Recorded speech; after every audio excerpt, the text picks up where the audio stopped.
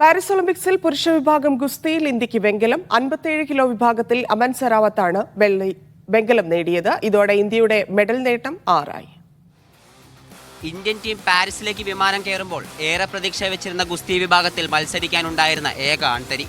ആദ്യ ഒളിമ്പിക്സിൽ തന്നെ വെങ്കല മെഡലുമായി മടക്കം. യൂറോപ്യൻ ചാമ്പ്യനായ വാൽദിമിൻ ഏഗറോവിനെയും മുൻ ലോക ചാമ്പ്യനായ അബാക്കറോവിനെയും മലർത്തിയടിച്ചാണ് സെഹ്റാവത്ത് സെമിയിലെത്തിയത്. 10-0 12-0 ആധികാരിക ജയങ്ങൾ.